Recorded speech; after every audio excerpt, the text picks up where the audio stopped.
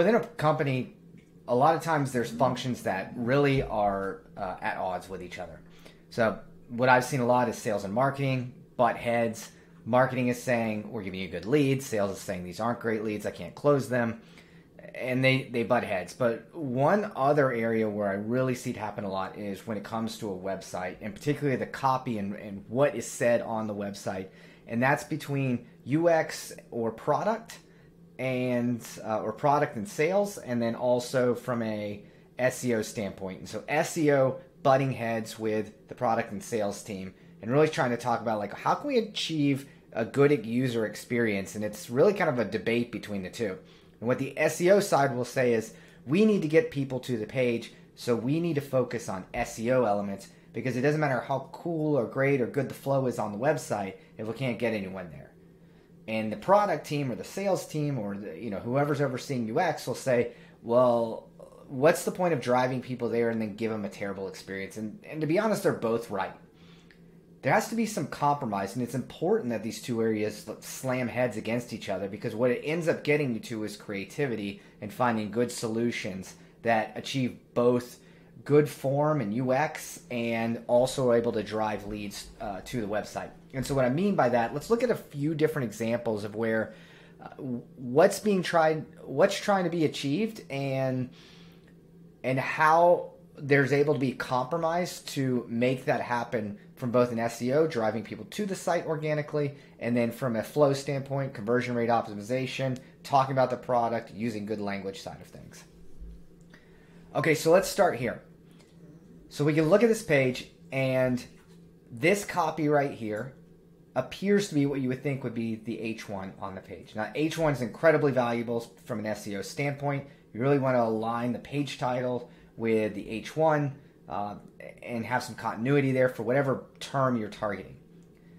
Now, from a sales standpoint, what you're trying to do on the page is talk about value and benefits and why your product's good for the person and what it can do for them, how it can help empower them, and really talk about kind of like the benefit solution side of things. And so the statement here, get cash in the door faster, it seems like the non-SEO side of this game won. But in reality, what's been done here is they've utilized something called eyebrows. So Maxio's done a good job here. And if we look in kind of the back-end code here, they actually just made the H1 smaller here. And then they made the H2 this value prop.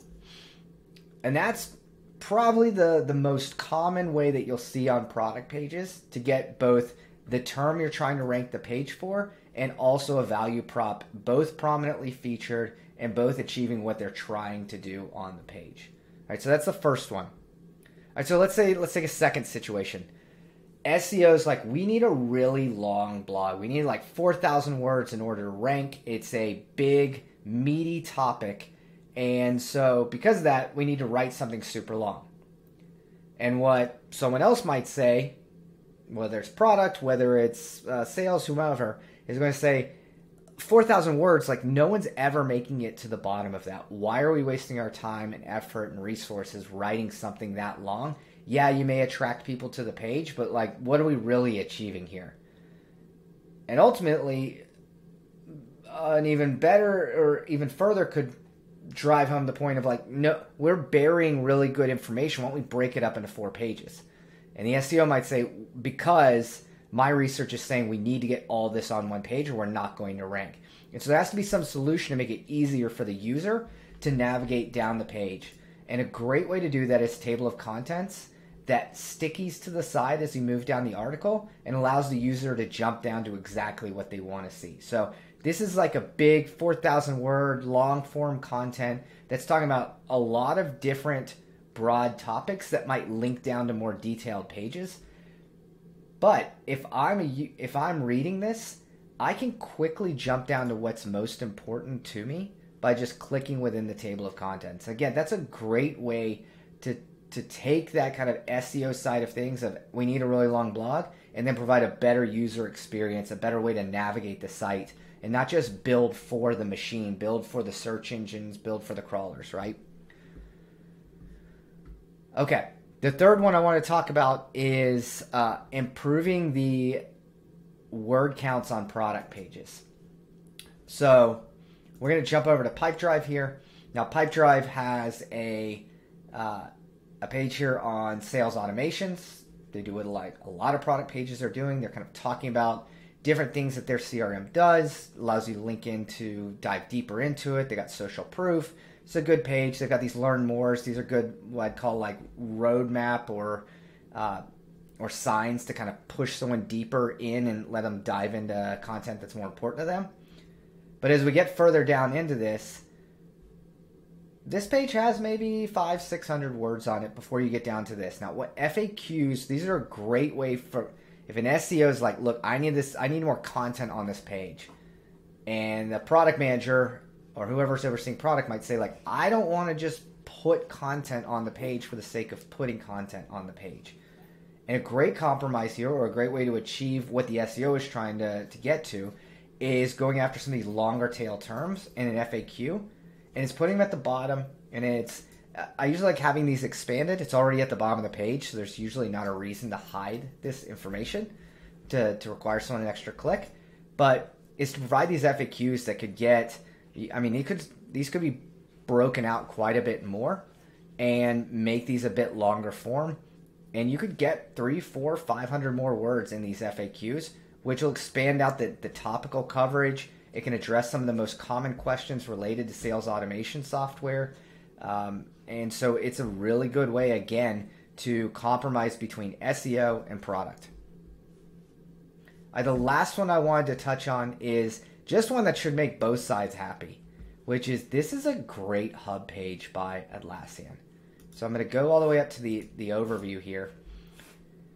And what they have is they have what we call like a hub content page. So it's diving into a real high level topic. What is agile project management? And they've got all their related like deeper dive articles right here. And then they jump into what is the history. And again, it goes relatively deep here into digging into these different areas. And then again, on the left side here, it's not a table of contents, but in a way, it is a table of contents. It's just not on the same page, right? So it's just giving someone a natural flow to continue to learn in a very linear fashion. Now they could jump around if they want to, but again, it's very much you read about workflows, which leads into epic stories and themes. And then it goes deeper into epics, user stories, and then goes into estimation, right? So it's like a nice natural progression of introducing a topic, diving deeper, introducing a topic, diving deeper, all the way down.